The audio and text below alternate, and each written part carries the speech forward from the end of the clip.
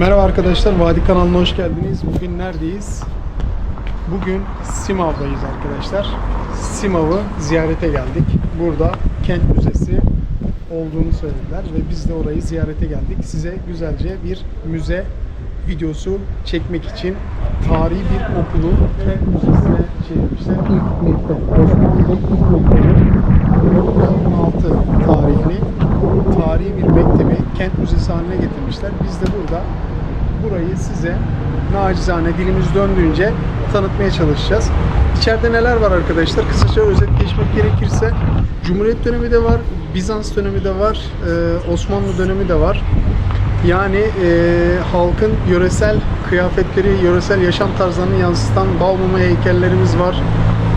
Birçok şey var. Sabırsızlıkla içeri girmeyi bekliyorum. Şimdi dışarıda da bazı mezar taşları, sütunlar falan var. Onları kısaca gezdireceğim size ve içeri gireceğim. İçeride gerçekten harika bir ortam var. Sizlerle birlikte bu ortamı tekrar keşfetmeye başlayalım arkadaşlar. Küçük Vadi ve kardeşi Küçük Enişte arkadaşlar. Şöyle. Küçük Enişte saçları annesi tıraş ediyor. O yüzden berbere gitmiyor. Berbere gitmediği için de saçları bu şekilde. O yüzden görüntü konusunda kusura bakmayın diyoruz. Küçük Vadi güzel bir selam versin Kent Müzesi'nden. Merhaba arkadaşlar. Yeni maceramıza hoş geldiniz. İyi seyirler. Nereye geldik? Kent Müzesi. Evet. Neymiş? Osman Bey ilk mektebi değil mi? Aynen. Şimdi 1926'da Aynen. müzeye çevrilmiş. kısaca şöyle Osman Bey ilk mektep arkadaşlar. Simav Belediyesi Kent Müzesi'nden başlayalım. Şimdi bahçede böyle sütunlarımız var. Sütunları şöyle size kısaca göstereceğim. Dilim döndüğünce de anlatmaya çalışacağım. İşte bu tarz eski tarihlerde kullanılmış. Bu ne acaba? Kilim makinesi falan. Ne? Kilim örmek için bir şeyler. Bir şeyler yok. Bu sanki ayırma makinesi gibi duruyor ama tabii ismi de yazmıyor yani böyle. Aynen. İçeridekilerin yazıyor da.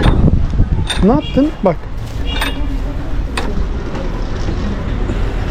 Bu neymiş? Vallahi bilmiyorum ama küçük enişte çalıştırdı yani. Şöyle bakalım arkadaşlar. Burayı kısa geçmeye çalışacağım. Evet, burada büyük küplerimiz var. Kırılmış. Kırılmış aynen. En büyük küp burası. Bu herhalde büyük ihtimalle arkadaşlar harman zamanı samanın üzerinden öküzlerle veya atlarla geçilen samanı öğüten. Bunu şeyde de görmüştük değil mi? Arkeolojik parkta da görmüştük. Aynen öyle. Evet, Kaan arabalarının tekerlekleri büyük ihtimalle. Bu büyük ihtimalle Kaan arabası. Efendim. Bu lahit mezar gibi duruyor arkadaşlar. Biraz parçalanmış. Şöyle yakından göstereyim. Evet, lahit mezar gibi duruyor. Küçük ama. Bir parçası da şurada. 1, 2, 3 ve 4 parçadan oluşuyor. Yeter mi bu kadar? Ne yapalım? Aynen. İçeri Hadi girelim mi? içeri geçelim. Hadi bakalım. Bismillah diyoruz.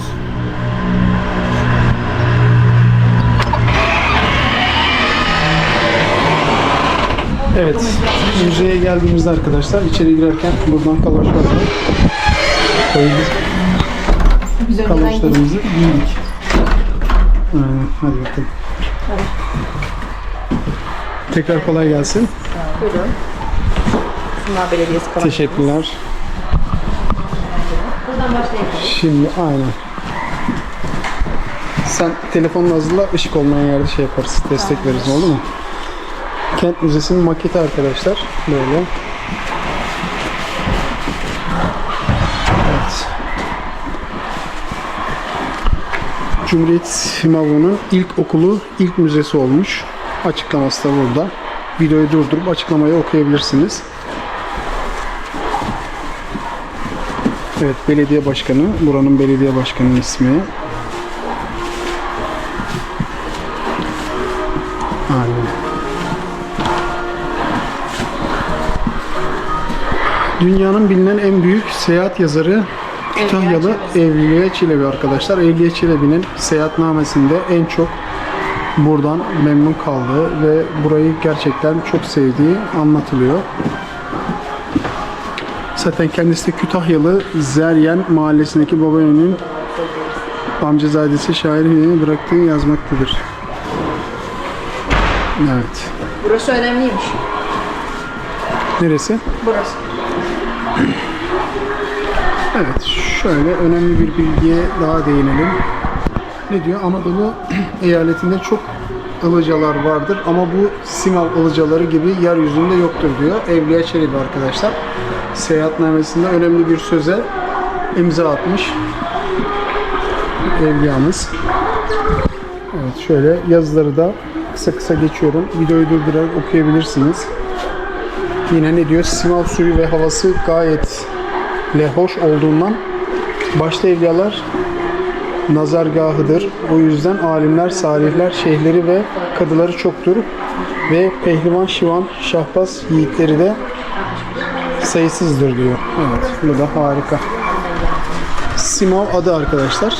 İsminin nereden geldiğini. Simav adının nereden nüksettiği, nereden geldiğine dair kısa bir yazı burada. Ne diyor? Simav adı Saynaus'tan, yani anlamına geliyor. Tırmanış yoluymuş. Simav, göl ya da tırmanış yoluymuş. Yamaçtaki yer demekmiş. Evet. Burada yamaçlar çok, dağlar çok. Belki onlarla alakalıdır. Göl arazisi üzerinde kurulu bir şehir. Evet. Göl bekçisi. Burası da Simav'ın ilk kuruluş evlerinden. Aşağıdaki resim.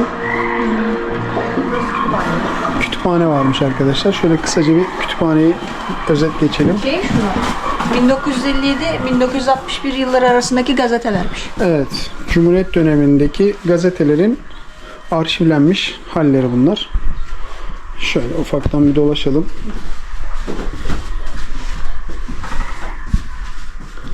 Evet, Milliyet Gazetesi 17 Kasım 1957 Pazar günüymüş arkadaşlar bu gazetenin basıldığı tarih. Simav Postası hala Simav'ın sesi olarak devam etmektedir. Evet, halen canlı olarak Simav'da Simav Postası olarak var olan bir gazete.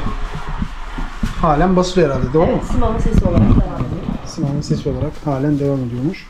Kandil. Aynı şekilde burada da, ama bu tabii ki arşivler. Tabii. Burada da aynı şekilde. Sonra bağışlanıyor. Aynen, arşivler şöyle 2004, buradaki tarihlerde 1996 arkadaşlar. Ufuk Matbaası yetkili matbaaymış basımla alakalı. Şöyle gazetelerimizin. Bak burada Buğday Bankası, Ziraat Bankası ile ilgili bir açıklama var. Evet. Tamam, geçeceğim onunla. Şöyle kütüphanemizin raflarına şöyle özetle geçelim. 61 ait. Arşivlenmiş bir şekilde geçiyor. Daha sonra gazetelerin bazı sayfaları yırtık olabilir. Kuponlarla ansiklopediler alınıyordu. Bunları çekebiliriz. Evet, kütüphanede ansiklopedi şeyleri var arkadaşlar. Serileri var. Onları da göstereceğim size. 1957 şöyle CHP muhalefeti tek partinin temsili muarız gibi bir başlık.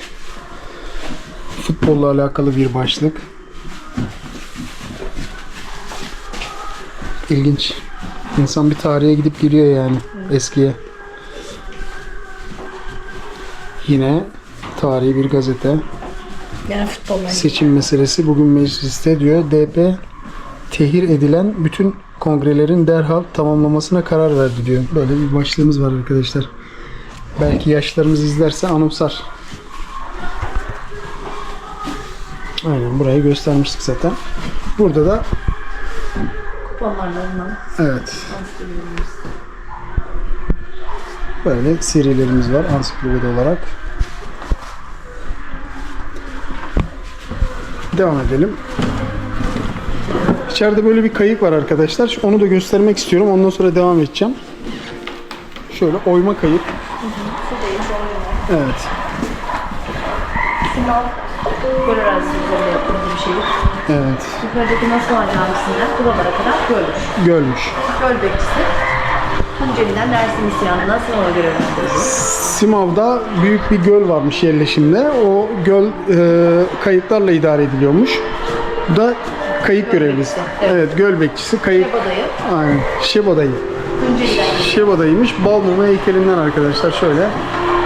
Tunceli'den Dersim isyanından Simav'a. Tunceliymiş. Evet, Dersim isyanından kaçıp buraya yerleşmiş. Burada da göl görevlisi olarak hayatını devam ettirmiş. Burada fotoğrafı var. Orada Evet. Aynen. Gerçek resmi de varmış. Onu da bir görelim. Şebadayı'nın gerçekteki resmi arkadaşlar. Şöyle yakın çekimde görebilirsiniz. yasak avlanmayı önlemek için. Evet, yasak avlanmayı önlemek amaçlı göl bekçiliği yapmış. Burada da Simav'ın zamanında göl olduğunu temsil eden bir resim. Evet, aynı şekilde kayıkçılar burada. Sırasıyla kayıkçılar. Evet, şimdi Yazık köşemiz. antik çağ. Evet, bahsetmiştik. Şöyle soldan bakarsanız görebiliyorsunuz Ezo. Aynen şöyle. Panoramik. Şöyle göstermeye çalışacağım arkadaşlar. Şu resmi görebilirsiniz. Şöyle birazcık daha yanaştır. Ezop. Antik çağın ünlü hikayesi Ezop, Frikyalılardır ve bu topraklarda doğmuştur. Kütahya'ya Ezop. deniyormuş. Evet, şöyle. Ağustos böceği ve karınca masalından biliniyor. Ezop denilince. Ağustos böceği ve Karınca masalı. karınca masalından anımsayabilirsiniz. Onun yazarıdır. Evet. Frik makamı. Böyle. Burada da güzel bir yazı var. Osmanlı yüzyılında muayyer köyü yaklaşık gelmektedir. Halkalı şeker, kara koyun, koyunların beyidir ve durman gelir kona kalka figürleri Frik makamı örneklerindendir. Işık tutuyor mu araya? Yok, gözüküyor. Bu da orijinal Atatürk büstü. Birebir Atatürk'ün aynı ölçüleriyle yapıldığı için İtalyan heykeltıraş Pietro Calinica imzalı. Şurada imzası var. Oo, bakın. Sadece 3 yerde. Uşak, Afyon ve Kütahya. Burada. Evet. Birebir Atatürk'ün aynı ölçüleriyle yapıldığı Ulu için. Önder Atatürk'ün Evet. birebir ölçüleriyle yapılmış ünlü İtalyan Pietro Calinica. Pietro Calinica'nın yapmış olduğu harika bir eser arkadaşlar. Baksana göz Atatürk detaylarına büstü. bak yani. Ne güzel. Yani detaylar tamamen Atatürk'ün birebir ölçüleridir. Bu da ilk defa karşılaştığımız bir durum. Bir de 37'de Simav'da 23 Nisan'da 1937'de sergilenmiş. Bilginiz olsun. Evet. 23 Nisan. Aynen. Evet, bu büst. Bu büst arkadaşlar. 23 Nisan 1937'de Simav'ın göbeğinde Cumhuriyet Meydanı'nda sergilenmiş. Cumhuriyet Meydanı'nda ilk defa sergilenmiş. Orijinal haliyle de buraya getirilmiş. Kent Müzesi'nde şu an muhafaza ediliyor. Harika bir detay.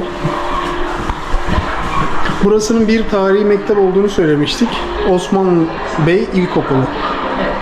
Ona ait resimler arkadaşlar şöyle. Osman Bey İlkokulu dememizin sebebi Simav 3 kere Yunan işgaline uğruyor. Yunan işgalinden kurtaran komutanı da Osman Bey olduğu için adına Osman Bey Mektebi denmiş. Evet, duydunuz. 3 defa Yunan işgaline uğrandığı için müdürün adı Osman Bey. Osman Bey. Mektebi. Bu da güzel bir detay. Hali hazırda kullandığımız belediye binamız. Belediye binasının şu anki kullanıyoruz. evet maketi. Bu Bu da da Veral Konağı. Sinan'ın eski bir konaklarından hala ayakta. bu nerede şu an? Yukarıda Cuma Mahallesi dediğimiz bölümler. Ha, Cuma Mahallesi.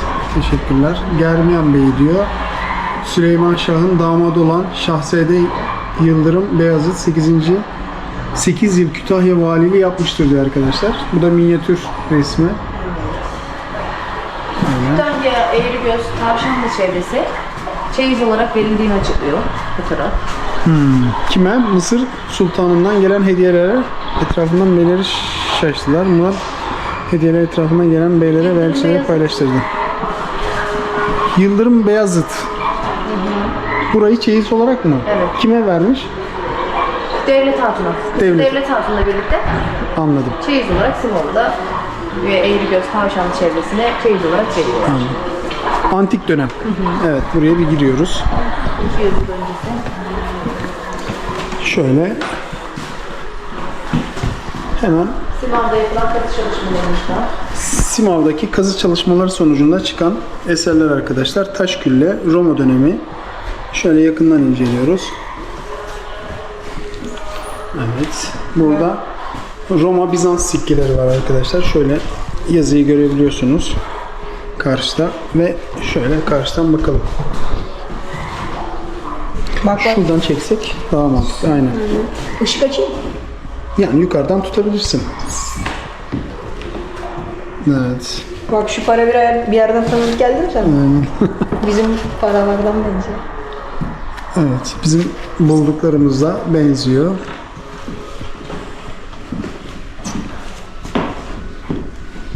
Roma dönemine ait madeni paralar arkadaşlar.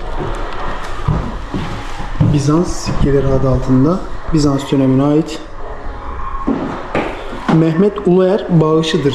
Bulan bir kişi tarafından bağış edilmiş bu arada. Bak geyik başı. Eskiden oyuncaklar pişmiş topraktan yapılıyor. Evet. Bu çocuk oyuncağı mı? Evet, ikisi de. Bunlar- Geyik başı figürü ve aklı figür. Bunların ikisi de çocuk oyuncağıymış ve geyikbaşı figürü Roma dönemine aitmiş arkadaşlar. Pişmiş topraktan yapılmış.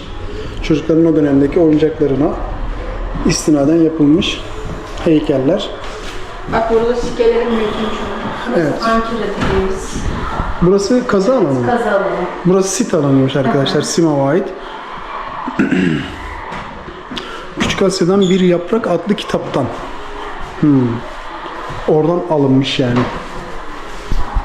Bu Roma dönemindeki O sikkelerin fotoğrafları. para basılan kentlerdenmiş. Boğazköy dediğimiz antik kentin adı Ankira'ymış eskiden. Bakın arkadaşlar. Yani o bizim bulduğumuz paralar. Evet. Şöyle. Birebir uyuşuyor. Bronz, evet. Bunlar bronz değil mi? Evet. Bronzmuş. Burada küplerimiz mevcut. Su kapları. Su kabı. Evet, Roma dönemine ait. Şöyle gösterelim. Hemen deniyoruz. Kaseler. Karbonlanmış buğday örneği. Erken Tunç Çağı. 3. dönem milattan önce 2300-2000. Seyit Ömer Höyü ile çıkan Tunç Bilek'te Seyit Ömer dediğimiz. Tunç bilekteymiş çıkan. Bunlar da arkeolog kazı sonucunda ele geçiren. Arkeolojik kazılar geçiyor. Evet. Gözyaşı şişesi diyor. Ve camdan. Şam'dan dokun. Roma dönemi. Yani kelime bozukluğuna devam ediyorsun. Pişmiş toprak. Bunlar da bu şekilde kaseler arkadaşlar. Bunlar da yine Roma dönemine ait.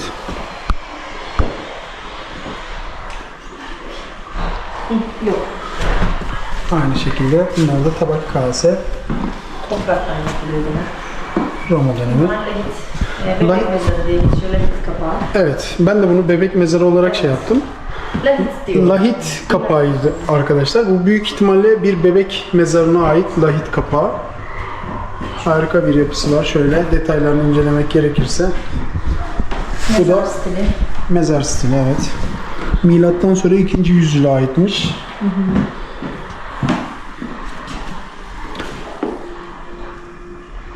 Şurada kartal figürü var, görebiliyorsunuz. Evet, şurada kabartma olarak kartal figürü var. Bu da herhalde çelenk tarzında bir şey. Yunanca işaret yazılar var. Evet. Bu neymiş? Balta. Bronz balta.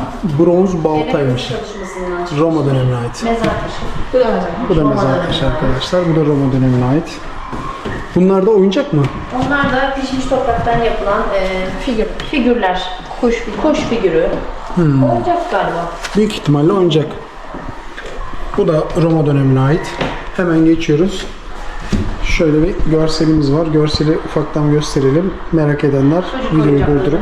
Bazıları. Kandiller Evet, var. bunlar çocuk oyuncakların bazılarıymış arkadaşlar. Şunlar. Hemen geçiyoruz. Bunlar da Roma dönemine ait kandiller. Şöyle göstereyim. Şöyle yukarıdan da irili ufaklı kandillerimiz. Mozaikli şapel kazısından çıkmıştır. Yanan bir kilisenin altından çıkmış 3 çocuklu bir anne iskeleti. O zaman da çocuğun kemikleri bulunmuş. Müslüman değil mi bu? Galiba. Kilise kazısından çıkan 3 çocuklu bayan iskeleti arkadaşlar. Milattan sonra 2. yüzyılda mozaikli şapel alanından çıkmış. Yani sit alanından çıkan bir kadın cesedine ait kemikler. Yanında da çocuğun kemikleri. Evet, şurada da ufak kemikler de çocuklarına aitmiş. Şöyle. Burada da ölümden sonra tekrar yaşamın devam edeceğine inanarak Evet. yanına görmüş olduğu değerli eşyalar. Burada da aynen. Ölümden sonra yaşamın devam edeceğine inanıldığı değerli eşyalar mı? Evet. Şöyle yüzükleri görebiliyorsunuz. Mızrak uçları var. Takılar var. Haç varmış. Şöyle yukarıdan Yaka göstereyim. Bir tane haç var arkadaşlar. Sikke Roma dönemine ait. Fibula yaka iğnesi varmış. Şu yaka iğnesiymiş. Ve Osmanlı ve Roma dönemine ait paracıklar. Osmanlı da var galiba. Gördüğüm kadarıyla değil mi? Evet, devam edelim şöyle.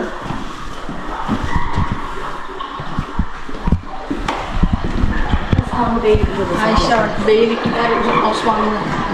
Evet, şöyle bahsetmiştik arkadaşlar Osmanlı beyliklerinden.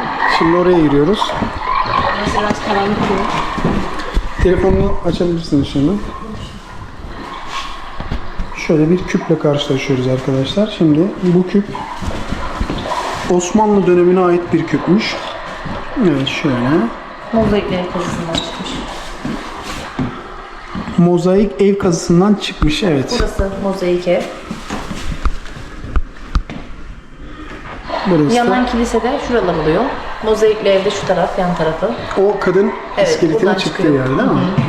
Anladım. Karşıyaka Mahallesi. Buraya da çek okusunlar. 200 yıllık bir avludan çıkıyor. Karşıyaka Mahallesi.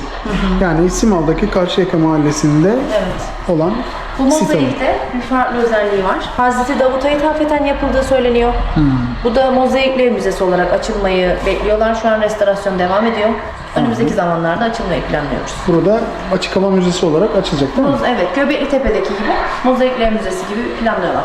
Bir sonraki ziyaretimizde İnşallah. inşallah bu açık hava müzesinde ziyaret edeceğiz arkadaşlar. Simav'ın Kazılarda da bir tane şapel ortaya çıktı yani. şapel. Evet. İbadethane oluyor değil mi şapel? Devam edebiliriz. Şimdi burası Simav'ın ünlü mozaik yapılarından kalan parçalar. Doğru mudur? Evet. Burası, bunlar ne? İlk kazı yapılan yer Hisar Kalesi dediğimiz. Simav'ın Hisar Tepesi, iki tepe var. Seyir terası. Karşıyaka Tepesi diyoruz. Bir de Hisar Tepesi diyoruz. Eskiden kaleymiş. Burası da sur olarak kullanıldığı için ilk kazı yaptıkları yer. Cam Anladım. eşyalar. Cam eşyalar. Şöyle gösterelim onları da. Şöyle. O döneme ait paralar. İşte küp parçaları veya mozaik parçaları gibi cam parçaları tarzında çıkmış. Şu biraz ilgimi çekmişti. O kadın mezar taşı başı Evet. Osmanlı dönemine ait. Şöyle göstereyim. Osmanlı dönemine ait. Mustafa kızı Havva yazıyor Arapça olarak. Evet. Osmanlıca olarak. Arapça olarak çevirmişler arkadaşlar. Mustafa kızı Havva yazmış. Kadınlara yazma figürü dolayısıyla biliniyormuş.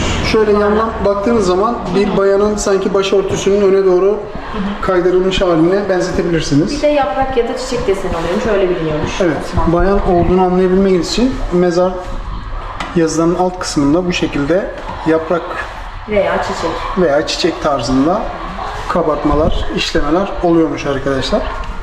Burası da bereket tanrıçası olarak biliniyor. Demeter heykeli. Bu da Simav'da Karakoca Köyü dediğimiz bu bölümden çıkıyor. Şu anda Kütahya Müzesi'nde sergileniyor. Şu an şu heykel şuradaki kazı alanından çıkmış arkadaşlar. Karakoca, değil mi? Simav'da bir köy, evet. Karakoca. Simav'da Karakoca adı altında bir köy varmış. Oradaki kazılardan çıkıyor. Şu an Kütahya Müzesi'nde sergileniyormuş. İnşallah o tarafa yolumuz düştüğünde de gösteririz. Mermer adak yazılı diyor. Demeter heykeli. 2 metre 10 10 metre. yüksekliğindedir. İki. Bayağı büyük mü bu yani? Yok, o bayandan bahsediyor Demeter heykeli. He, bayanlar anladım. Şu alttaki o zaman şu. O kandil. Kandil, aynen o küçüktür. Şurada seramik parçaları var. Mozaikler kazısından çıkıyor. Sütun başlıkları var arkadaşlar Bunlar şurada. evet, el oyma işçiliğiyle yapılıyor. Tamamen el oyma Roma işçiliği dönemine yapılan ait. Roma dönemi. Şunları gösterdin mi? Bunlar yöresel Öyle kıyafetlerimiz. gösterdim. Baskı yazma, cepken dediğimiz. Bu Simav'a ait değil mi? Simava eski yerel kıyafetlerimizden bunlar. Cumhuriyet dönemine ait. Şöyle Osmanlı dönemi ve Cumhuriyet dönemine ait yerel. Simav'ın yerel kıyafeti arkadaşlar. Bayan kıyafeti. Hemen geçiyoruz. Bavul Cumhuriyet dönemine ait. Evet. Böyle bir ahşap bavul varmış o dönemde. İbrik yine Cumhuriyet dönemimize ait. Şöyle. Çoğu eşyamız barıştır bu arada. Burası Osmanlı sikkelerinin olduğu ve Osmanlı dönemine ait paracıklar arkadaşlar. Şöyle göstereyim. Şöyle aşağıdan göstereyim. Bu da Sultan Reşat dönemine ait 1331 yılındaki ilk 1 lira kağıt. 1 liraymış arkadaşlar. Kağıt 1 liraymış. 1331. 1331 yılına ait. Sultan Reşat dönemi diye geçiyor. Evet. Evet şöyle aynen ışık daha güzel oldu. Bu da Osmanlı dönemine ait erkeklere mezar taşı başı fes figürüyle biliniyormuş erkeklerin mezar taşı. Bayanlarınki yazma Yazma. şeklinde, erkeklerinki de fes şeklinde arkadaşlar. Şöyle kabartması da var burada. Kılıç gibi bir şey var. Bu neymiş? Barutluk hemen yanında. Osmanlı dönemine ait barutluk. Büyük ihtimalle bu şey Haberleşmek için. boynuzdan oluşan bir şey değil mi? Evet. Bir hayvan boynuzundan oluşuyor. Büyük ihtimalle öküz veya inek Evet. olma ihtimali Veya- yüksek. Şöyle yazılarımız var. Bilgilendirme amaçlı. Kütahya Çinisi'yle ünlü bir şehrimiz zaten. Evet. İlimiz. Simav Kütahya'ya ait olduğu için, Çinisiyle ünlü olduğu için burada da vazoları Format istemiş. sergilenmiş. Evet. Çin tabaklar Cumhuriyet dönemine ait. Vazo. Burası Dokuz Göz Köprüsü dediğimiz bölüm. Naşa yolu Işık tutar üzerinde. mısın? Simav Gölü buralara kadar uzanıyormuş. Oo, bakın buradaki Dokuz Göz Köprüsü. Köprüsü'ne uzanan bir göl varmış arkadaşlar. Yani o kadar büyükmüş. Bu da ilginç. Burası da yukarıda Cuma Bilmiyorum. Mahallesi dediğimiz bölümde Ulu Camimiz. Cami, medrese, hamam kültürü, Babuk Bey Hamamı. Burası değil mi? Germiyanoğlu Babuk Bey tarafından. Evet. Orası da hamam müzesi olarak açılacak. Restorasyon devam ediyor. Evet şöyle şu anki haritamızla geçmiş dönemdeki haritayla karşılaştırılmış arkadaşlar. Manisa Saruhanoğulları'na, Kütahya Germiyanoğulları'na, Muğla Menteşeoğulları'na, Bilecik Osmanlı. Isparta Hamitoğulları'na, Çanakkale Karesioğulları'na ait harika bir bilgi. Bu da ilginç. Burada şifa tası var. Evet, Osmanlı dönemine ait.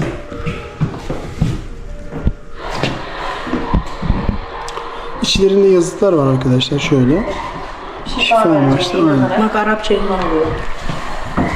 Bunlar da ahırşap dediğimiz yünü iyirmek için, ip haline getirmek için kullanılıyor. Evet. Yöresel kadınlarımızın yünü ip haline getirmek için kullandıkları aletler. Bu da değerli insanların, o zamanın vali, kaymakam gibi değerli insanların mezar taşları öldürülmüş. Kavuk figürüyle. Evet, kavuk. Osmanlı döneminde çok kullanılan bir şeydi, takı şeydi. Başlarına taktıkları kavuk. Kirman. Kirman taşları ne demek? Kirman taşı da bu yünü iyirmek için kullanılan, içine yine bir çubuktan Ha, yün yapmak için evet, amaçlı. bırakmak için. Şu taşlardan o zaman.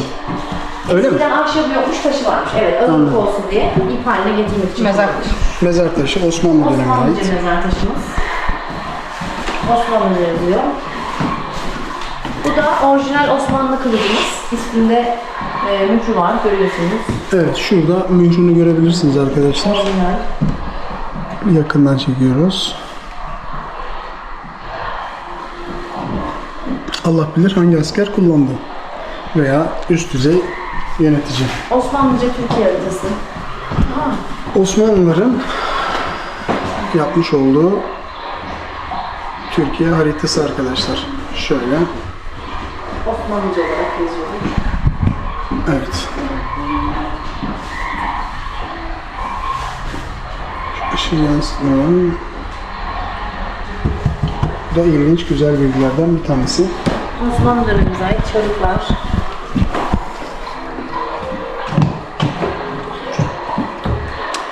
Bu da o döneme ait çarıklar. Sultan II. Selim, Beyazıt Han, Kanuni Sultan Süleyman. Bu da Kütahya'nın Osmanlı dönemindeki grafürü. Bu Rodos Seferi minyatürü. yani burası Kütahya değil mi? Yok. Rodos adalar, Rodos adası kıyı bölümü. Anladım. Ege bölümü. Ege bölümünün Kütahya'da hazırlanmış Aydın ve Marmaris yolunu takip etmişler. minyatürü. Evet. Evet. Şimdi yukarı mı? Evet. Şimdi yukarıya doğru devam edelim. Buradan mı? Geldik. Atatürk'ün Balıkesir Lisesi ziyarete. Evet, bu da Yanında güzel. Simav heyetinden insanlar var, ileri gelenler. Simav'ı da Bursa'ya benzetirler. Yeşil Bursa'dan Evet. arada. Yeşillik ve doğasıyla benzediği söyleniyor. Simav müftüsü Mehmet Arif Efendi onaylayarak milli mücadelenin meşru olduğunu ilan eden ilk 153 müftüden biridir. Evet. Bu da güzel bir bilgi.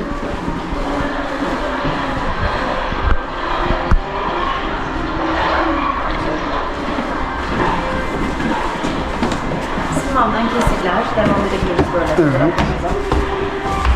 İlk fotoğrafçımız Fotoneco. Aynen. Daha güzel oldu. Simav'ın ilk fotoğrafçısı mı? Bu O bir Simav'ın ileri gelen bir kıyafetini İleri gelenlerden. göstermek için çekmişler. Simav'ın Evet, o da görünüş. Eynal yolu üzeri şimdiki. aynen. Eski Simav. Bunlar da Simav'ın ileri gelen kızları. Varlık- Göksel kıyafetleri. varlıklı Simav kızlar. Aras'ta. Aras'ta diye geçiyor. Manifaturacılar Çarşısı. şurası. Evet. Burası Burası ekmekçi, fırıncı. ekmekçi, fırıncı. Bardakçı esnafımız. Ha burada şeyden Bardakçı esnafı denir. Evet. ateş taşından bardak yapıyorlar Evet. değil mi? O da güzel. Topraktan. Bunlar da 23 Nisan'da yapılan kutlamalarda çekilen Simav'ın helikopterden çekilmiş görüntüsüdür. Şurası tepeden çekilmiş hali Simav'ın. Sen bırak. Yine yöresel kıyafetleriyle ve sokaklarıyla siyah beyaz resimler. Bu ne? Demirci körüğü. Demirci körüymüş arkadaşlar. Şöyle Ateşi gösteriyorum. harlamaya yarıyor, yükseltmeye yarıyor. Evet. Ateş Şöyle harlamakla. tutup çekebiliriz. Bir yapın istiyorsanız. Oluyor mu? Evet. Ha, o şekilde körükleme. Ateşi Harika. harlamaya yarıyor. Evet, hala aktif. Halen Bunlar aktif. küpler. O zamankiler görevi görüyor. Eşya saklamak için. Şey de değil mi? Bu mutfak tarzı yerlerde. Evet. Bu da yöresel kıyafetlerinden. Bunlar çalkak dediğimiz tereyağı ve ayran yapmak için kullanılan çalkak diyoruz. Aynen. Burada da aynısı var. Burada yine Ders işliyor öğretmenimiz açık alanda. ilkokuldaki Bu da Gökçeler Köyü dediğimiz bir bölüm. Orada öğretmen ve öğrenciler ayaklarına dikkat edelim. Çıplak. o Yok. çocukların ayaklarına bakın arkadaşlar. O zaman O dönemde yoksulluk evet yoksulluk döneminde çıplak Zor ayakla şartlarda okuyanlar. evet çok zor bir dönem maalesef. Futbol, Simav, Eynal Spor'da çekilen görüntüler. Futbolcularımız. Hala devam ediyor. Halen devam eden bir futbol takımı. 23 Nisan gösterilerimiz. Evet. Şöyle 23 Nisan gösterilerine ait resimler. Otobüsler o zaman ulaştıran Evet, ulaşım araçları. İlk teyyareye bakın, ona dikkat edebilirsiniz. İlk 1929 Simavların yardımlarıyla alınan Simav teyyare. plakasını taşıyan ilk teyyaresi. Türk Hava Kurumu teyyaresi. harika. Bu da o zamanın bakkalı. Bakkal. Bekçiler, atlı bekçiler var, sokak bekçileri o zaman. Evet. Yine 23 Nisan'da Kızılay derneklerimiz mahalle olarak geziyorlardı. Evet. Sağ taraftan devam edelim. Almanların yapmış olduğu ipek bir çarşafa Osmanlıca Simav'ın haritası. İpek çarşaf mı şimdi bu gördüğümüz? Bu gördüğümüz ipek çarşafmış arkadaşlar. Kimler yapmıştı? Almanlar. Osmanlıca bir şekilde Simav'ın krokisini çizmiş. Almanlar çizmiş. Vallahi helal olsun. Bu musun? Aynen. Buradan mı devam edelim? Evet, milli mücadele odası. Kurtuluş Savaşı sırasında kullanılan savaş aletlerimiz. Piştof tabanca diyor. Osmanlı dönemine ait arkadaşlar. Şöyle göstereyim.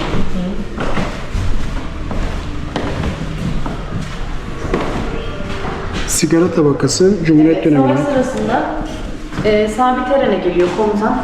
Onu da ölmekten kurtarıyor. Gerçek yaşanmış bir hikayedir. Oo, ve güzel bir O detay değerli arkadaşlar. bir parçamız. Yani bir sigara tablasını hafife almamak lazım. Hayat Bir kurtarmış. aynen bir hayat kurtarabiliyor yani. Kamalar ve kınları. Şöyle göstereyim.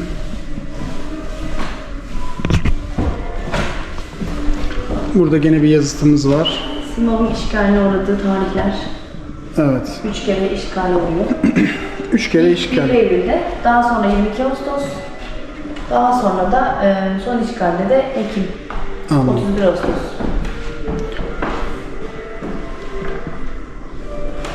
Burada yine neler var? Küçük kamalar var. Bıçak tarzı. Evet, Simav 3 kere Yunan işgaline oluyor demiştik. Yunan işgalinden kurtaran komutanın adı Osman Bey olduğu için adına Osman Bey denmiş. Evet. Mektebin adını aldığı. Açılışta çekilen bir görüntü.